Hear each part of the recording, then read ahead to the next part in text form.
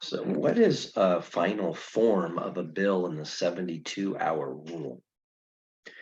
It was back in 2017 where the legislature first had to comply with Proposition 54, which was adopted by the voters in November 2016 as a transparency measure.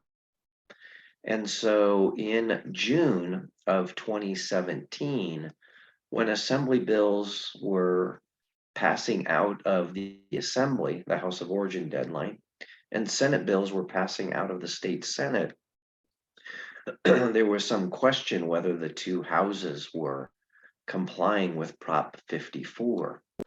In fact, one of the sponsors or co-sponsors of Prop 54 publicly claimed that the assembly had violated the law when the assembly voted on 95 bills that had been amended on the floor but had been in print fewer than 72 hours.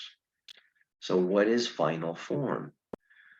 Well, Prop 54 prohibits the legislature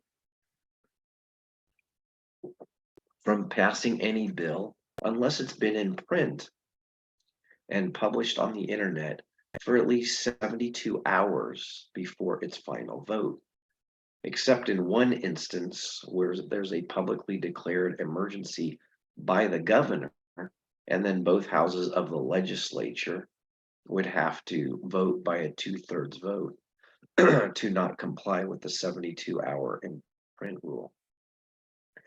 Article 4, Section 8B was amended, our state constitution, by Prop 54. And so what it says is no bill may be passed or ultimately become a statute unless the bill with any amendments has been printed, distributed to the members, and published on the internet in its final form for at least 72 hours before the vote, and then the specified exception. Now, the Senate, the California State Senate, says that it complies with the 72-hour in print rule for the House of Origin, and of course at the end of session. The assemblies of the legal opinion that Prop 54 is not invoked during the House of Origin deadline. So the Assembly adopted Rules 46 and 76 to put Prop 54 into effect. And these provisions were first contained in H.R. 1 that were adopted at the December 5th, 2016 convening of the legislature that year.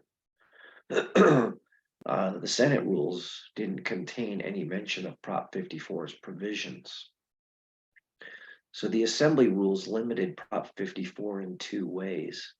First, that 54 applies only to Senate bills that have been amended in the Assembly. And second, that 54 doesn't apply to resolutions or constitutional amendments. Of course, Prop 54 has language that says a bill ultimately becoming a statute, and obviously neither a resolution nor a constitutional amendment by the legislature results in a statute. Now, the issue with the 72-hour in print rule from Prop 54 is that it applies to bills that are in their final form. And so what does this mean? The term is not used in the legislature, and a definition of this term was not found in glossaries published by the Office of Legislative Counsel or glossaries of the Assembly or the Senate.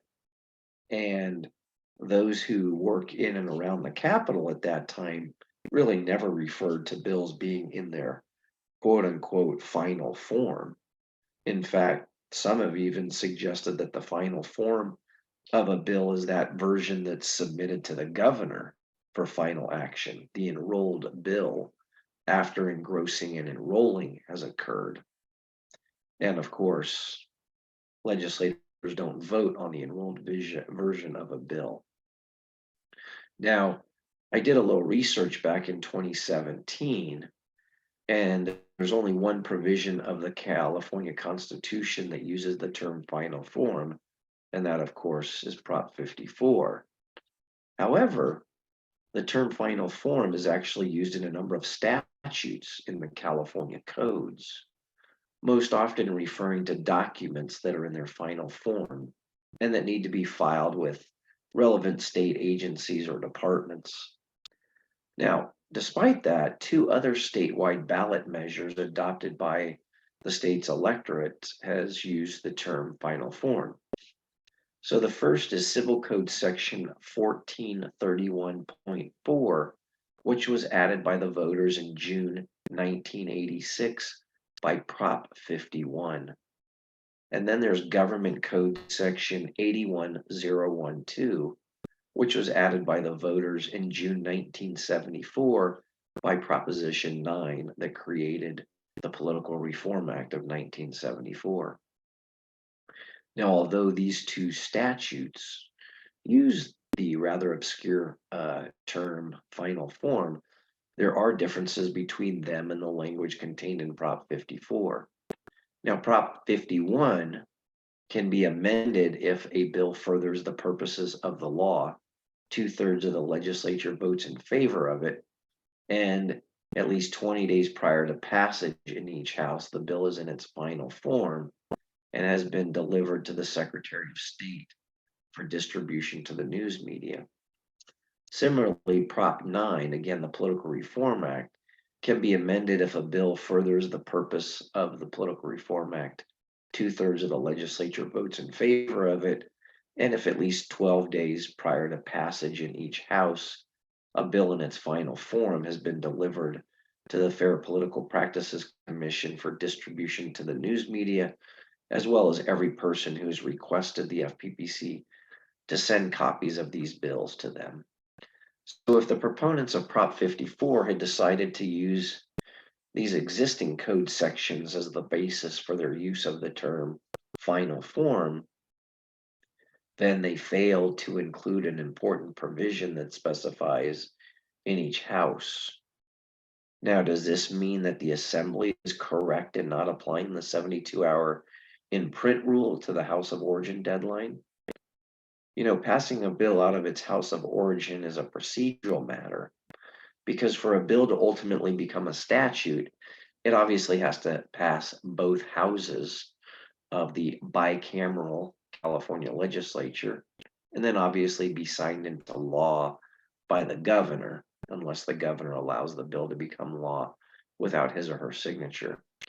So Prop 54's failure to include the phrase in each house does provide a basis for the assembly not applying Prop 54 to the House of Origin deadline.